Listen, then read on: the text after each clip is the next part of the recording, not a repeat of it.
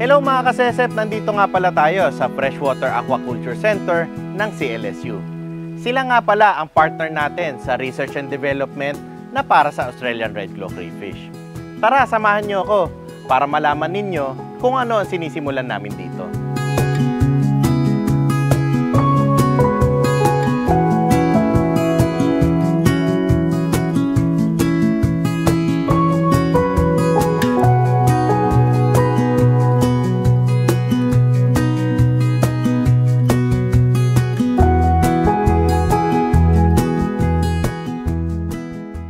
So sir, ano ang Australian Red Claw Crayfish? Tsaka bakit siya unique para sa'yo?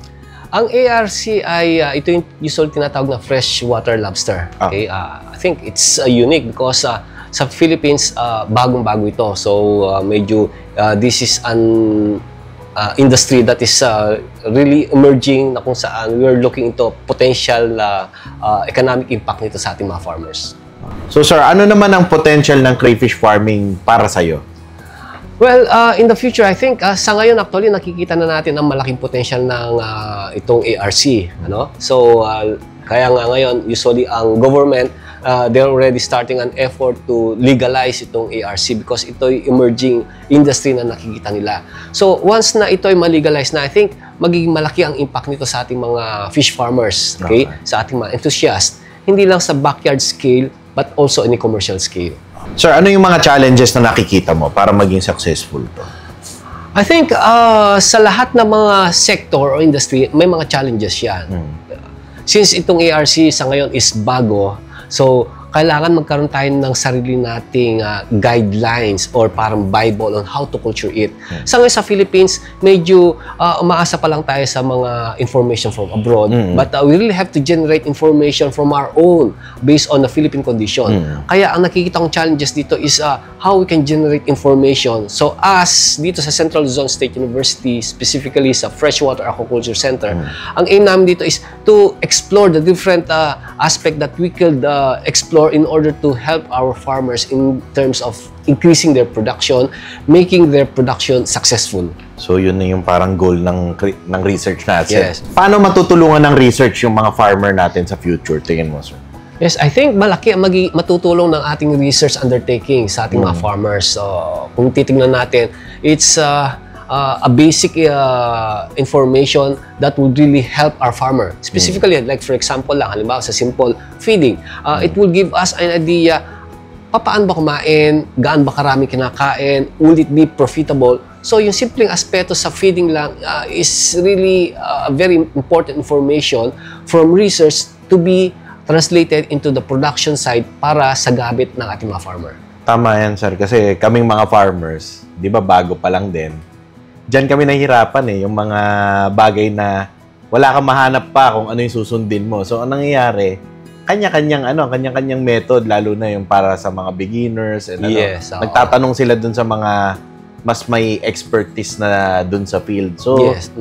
Para sa akin, malaking tulong kapag mayroon na tayong makikita na guide sa pag-aalaga. Totoo yan. Actually, mga farmer natin, mga innovative mga yan, ano? So, both the research industry at the same time, itong private industry, we can work hand-in-hand together because kayo, you're trying something. And sa amin, on our side, on a scientific basis, we'll try to really determine if that innovation really works, it's profitable, it's economically viable for our fish farmer. Tama. So, sir, ikaw, tingin mo, pagkatapos nitong research, then yung research natin, di ba, ang goal natin para makatulong din sa guidelines. No? So, ano ang susunod doon pag, sir? I think, in terms of research, I think it's endless Okay? So, kung ma-explore man natin yung iba't bang maaspeto, like ngayon kasi zero information sa basic tayo. Pa lang tayo ngayon, sir. Ngayon, ang in-explore natin ngayon is yung potential risk nito, di ba? Because of the guidelines na sinaset ng government, we really have to make sure na safe ito once na ma-release sa ating bodies of water. So, from this basic information, then we're moving into the breeding aspect. Pagka na-perfect na natin yung breeding aspect, actually, hindi mapo-perfect yan There's still a lot of improvement, room for improvement. So, andyan din ang sa nursery. So, sa nursery aspect, paano ba mag-nurse talaga na mabilis ang laki, na magiging less ang cannibalism, and so on and so forth. And then, after that, papasok na kami sa production side So, sa mismong field. So, from stocking, how we can integrate this sa ating mga integrated farming system. So, pwedeng monoculture or polyculture with other crops. Diversification. So, sobrang daming possibilities kasi. Yes, actually, napakarami. Ganun talaga kapag emerging, bago pa lang, Yes. and sobrang dami nating pwedeng i-test, no, sir? Parang ganun. Actually, palagay ko, hindi matatapos yan dahil meron mga issue na lalabas sa ating crayfish industry. At ang role namin as a researcher is to solve those issues on how we can resolve the problem so that at the end of the day, to benefit our farmer.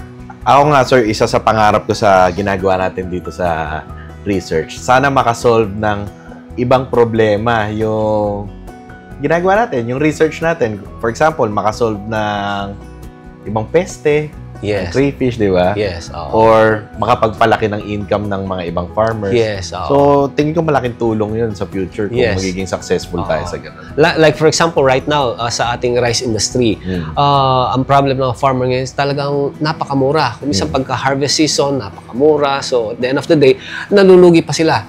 So, if we can diversify their farming, so what are other crops or aquatic animals that they can integrate sa kanilang rice farming. So, we're looking. Hindi na ito bago Sa ibang bansa, meron na ito. But we really have to check dito sa Philippine condition, maaring modify itong mga existing that would suit our own scenario dito sa ating rice field industry. Sa totoo lang, dyan ako excited kasi nakikita ko rin na dun dumadaing yung mga rice farmers, no, sir, sa baba ng kinikita nila.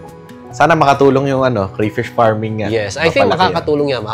Malaking bagay. Lalo na, sa ngayon, kikita natin dahil konti pa lang, ang market price niya mataas. Although, pag dadami yan, I think, bababa man siya. Pero at least, I think, medyo mataas pa rin compared sa ibang mga commodity na meron tayo sa market. Kasi seafood. Okay. Alam nyo ba guys, kapag nag-introduce tayo ng bagong species sa bansa natin, ay dapat malaman natin ang effects nito sa environment natin. Sir, ikaw, ano bang naiisip mo na possible effect ng crayfish farming sa environment? Yes, I think ang nakikita kong effect nito sa environment is yung possible na maapektuhan yung biodiversity. So, ang titingnan natin dito, mawawala ba yung ibang mga species with the introduction nitong species sa ating natural body of waters? Possible distribution ng mga sakit. So, yun yung mga things na tinitingnan natin. Possible impact sa erosion. So, yung mga bagay na yun. So, kaya dito papasok yung mga research nating sabay-sabay na. Sir. Yes, sir. Kaya kailangan natin ng maraming crayfish dito sa CLSU. Kaya nandito tayo. Okay, so sir, ikaw, tingin mo ba magiging invasive talaga ang crayfish sa atin? Well, I think kung in terms of invasiveness, actually marami mga iba pang species ng isda na nandito na ngayon na mas invasive. So based on our initial assessment, actually makikita natin na ang crayfish hindi siya ganun ka-invasive. So, kumbaga makikita nga natin yung tilapia, yung African catfish, mas invasive pa siya in terms of predatory, no? Predatory behavior niya. Mas marami sila nakakain na mas maliliit na mga fry ng mga ibang species compared dito sa ating crayfish. Sa ano naman, sir? So, sa usapang invasiveness, tingin mo, ano yung nakikita nating early ways to prevent it? Well, I think maganda itong ginagawa na before setting a guidelines. So, na kung saan we have to ensure the security na kung saan hindi makakawala itong ating mga crayfish sa bodies of water. So, yung setting a boundary, ensuring that our confinements are secured para hindi makawala ang crayfish. Well, at the end of the day, magbe-benefit din naman ng farmer. Definitely, ayaw natin makawala ang ating mga crayfish. Mahal ng crayfish, sir. Pag nakawala, lugi kami. Yes, sir. So, yun. Ngayon, sa breeding naman tayo, alam naman natin na ito ang isa sa pinakamahalagang stage sa crayfish farming. Sir, dito sa CLSU, paano nyo ginagawa yung breeding? Well, sa ngayon, ang breeding ay nasa confinement. So, nasa mga tanks. Okay? So, communal breeding. The usual practice na ginagawa sa industry. But as part ng research undertakings natin, we really have to look for other possibility, no, how we can further innovate dito sa breeding aspect, breeding protocol. Ang aim dito is really to really increase production. Yun ang aim natin at the end of the day. Kasi pagka nag-boom na itong industry nito at marami ng farmer, definitely, ang kailangan dito, marami tayong krillings. So, in order to produce more krillings, we really have to improve our breeding facility, breeding protocol, and breeding procedures. So dito lumalabas yung ano, sir, no, yung stocking density sa krillings, mga ganyan, sir, yung mga nakikita. Part ng breeding nito yung hindi lang yung sa sex ratio, stocking rate ng mga breeders dito, yung innovation sa mga taguan para mas marami tayong maikarga ng mga breeders sa small unit body of water or tanks or confinement. At the same time, apart from breeding, andito yung sa nursery. So yung binabanggit mo kanina, gaano ba karaming pwedeng ikarga sa small body o small unit ng tangke na kung saan magiging mataas ang survival, magiging magandang growth. Kumbaga max number. Kasi isa yan sa mga nakikitang problema. So na kunyari maliit lang yung tangke, lalagay nila 1,000. Pag harvest nila no ano, kunyari juvenile na makuha nila 300 pieces na lang kasi malakas mag-cannibalize talaga ang crayfish, lalo na pag maliliit. Sa ano naman, sir, sa advantages, ano ang nakikita mo sa advantages sa pag-breed ng crayfish? Kasi ikaw, sir, iba't ibang isda ang binibreed mo, sir, sa crayfish. Anong nakikita mong advantage? Well, nakikita ko sa crayfish ay may parental care siya. Isang magandang aspeto yan, na kung saan, pag nirelease niya, krillings na. Hindi katulad ng iba, mag-umpisa sa itlog, kailangan pang i-nurse ito, i-hatch ito. Hindi katulad sa crayfish, talagang krillings na. Naglalakad na agad siya rin. Yes, oo. So, yun yung isang magandang advantage niya. At saka hindi lang yun. Actually, isang magandang advantage pa dito is hindi siya ganun kaselan eh. Basta't meron lang aeration niyan or konti lang tumutulong tubig, minsan kahit na konti lang ang tubig actually, ay makakapag-produce ka ng cravings. Hindi katulad sa ibang isda, kailangan talaga may aeration ka dyan. Sa crayfish kasi kahit na out of, wala sila sa tubig, nakakahinga sila. Ang napansin ko rin, sir, ano eh, yun nga, ang setup niya mas matipid compared sa ibang crustaceans, no, sir? Yung iba kasi, multi-level pa yung, multi-stages pa yung pag-breed, iba-iba. Kaya ako, sa crayfish, naging interesado rin ako talaga eh. Yes, hindi katulad sa mga Baname, Monodon, mga ibang mga streams, medyo matrabaho, tsaka mahal yung setup nila. Sa ulang, gandang komplikado. Hindi katulad sa crayfish, napakadali. Ngayon sa grow out naman tayo, dito malalaman nyo na meron palang iba't ibang innovations na pwedeng gawin sa pagpapalaki ng crayfish. Sir, ngayon, anong nakikita mong challenges sa grow out stage ng crayfish natin? Well, ang nakikita kong challenges ngayon sa grow out is unang-una, wala tayo talagang concrete information in terms of the whole cycle eh, no? Ibig kong sabihin is kung isang farmer will go into grow out operation, magkano ba yung kanyang gagastusin? Magkano ba yung kikitain at the end of the day? So, itong mga gastos na to, saan to usually manggagaling? Gaano ba karami sa feeds?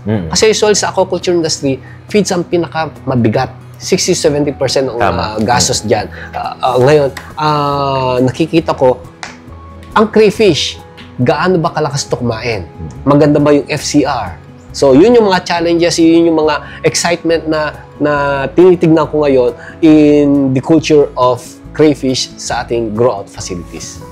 Alam nyo dito, sobrang excited ko kasi kaming mga farmers kadalasan ang sinasabi, mahina kumain ng crayfish, mababa sa expenses. So, dito, isa sa magiging result nitong mga research natin, sir, no, para magiging solid na or magiging exact yung mga sinasabi natin. Makikita natin yung exact numbers kung magkano ba talaga, gaano ba karami sila kumain, and kung magkano talaga ang kikitain ng mga farmers, di ba? Yes, so, maganda yun. Maganda sana mapalabas na natin mga gaano kaya katagal yan, sir.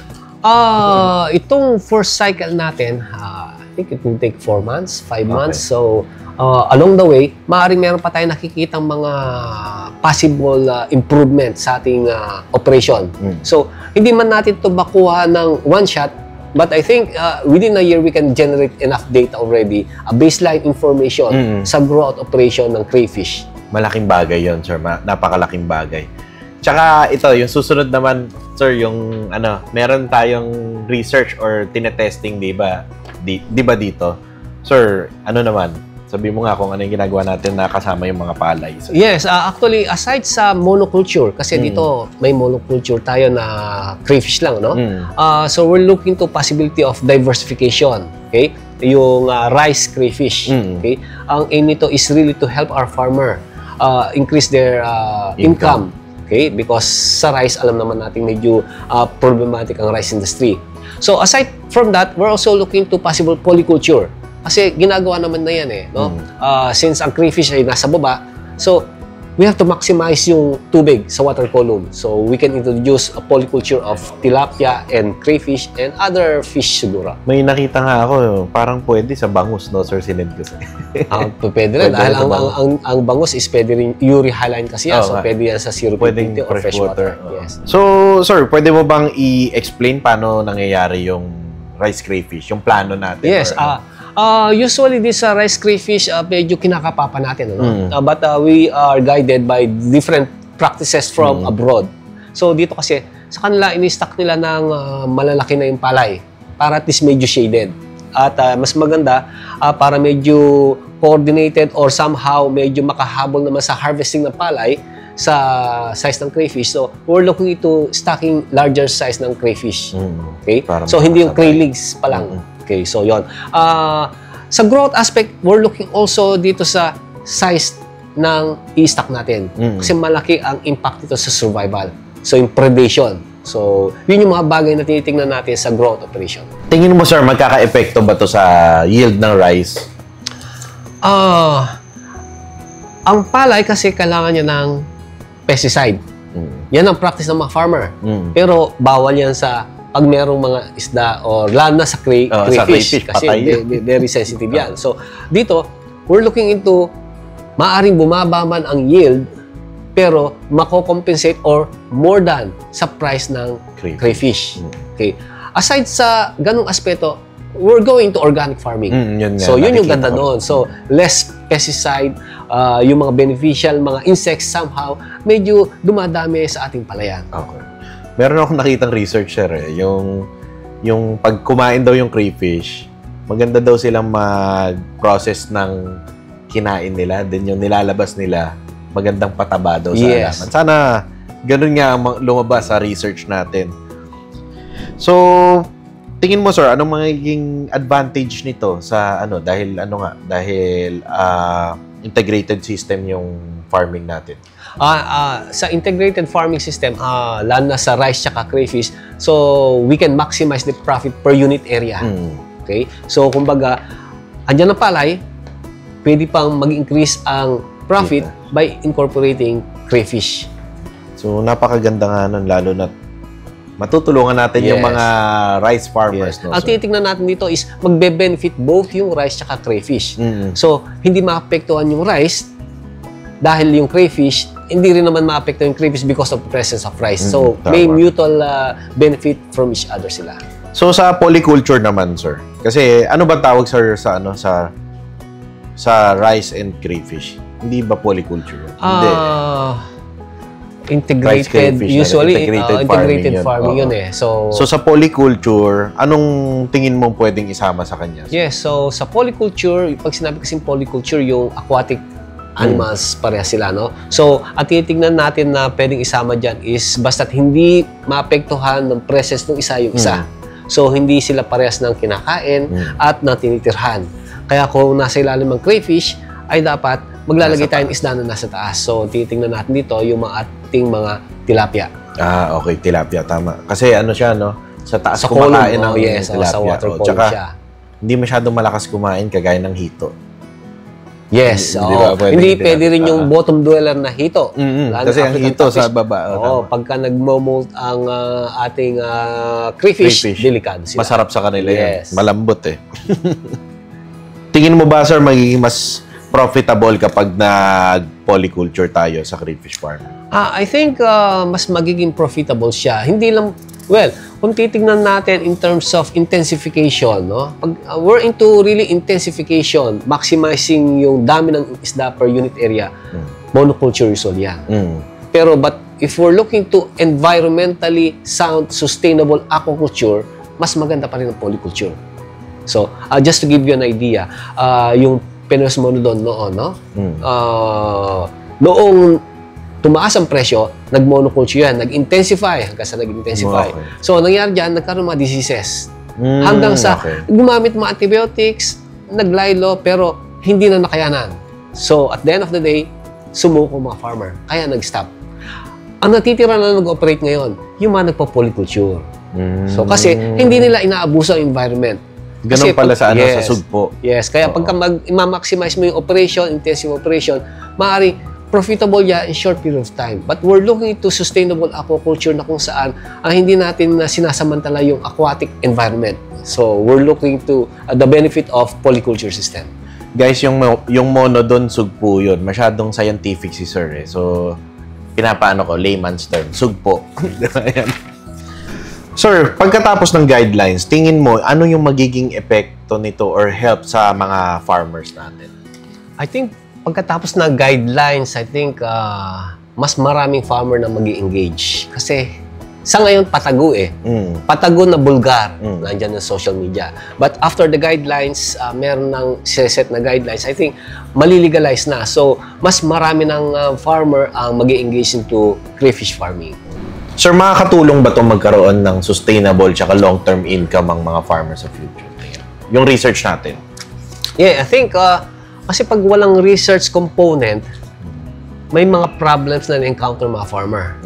Pag walang tutulong sa kanila to solve those problem, kahit na ako, pag nalugi ako, medyo hindi na ako ulit. Kumbaga, hindi mo na alam kung bakit ako nalugi. Yes, pag may research, mas may sasagot. Yes, parang kumbaga na-checkmate ka na eh. Pero pagka merong tumutulong sa'yo to solve those problems somehow, talaga makikita naman natin sa lahat ng industry, merong research component yan. Tama. Ganda. Sir, bakit nyo tinanggap yung research initiative ng CESEPS Farm? Yes. Bakit tayo natuloy sa partnership natin? Yes, actually, nung unang lumapit ka sa amin, more on crayfish, so, well, bago sa amin yan. But since we are Freshwater Aquaculture Center, mandate namin to do research on freshwater. We're also looking, based sa industry, they're also looking for a diversification. Hindi lang tilapia, puro tilapia ay kanila. Catfish, wala na bang iba? So, na-challenge ako, etong crayfish, at nakikita naman natin, it's an emerging industry.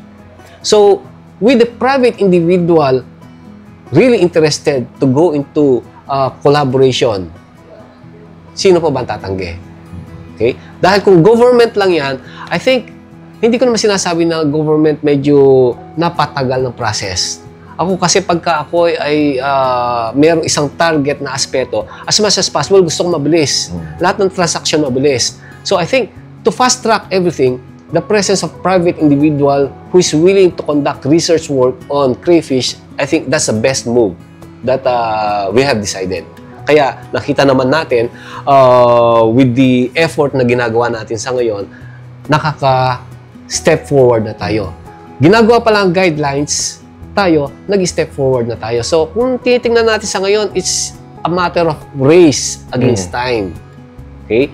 So, hindi naman natin gustong sinasabi na gusto natin makauna. Pero, parang ganun eh. Ang gusto natin is maka-generate na kagad ng information para makatulong sa ating mga farmers.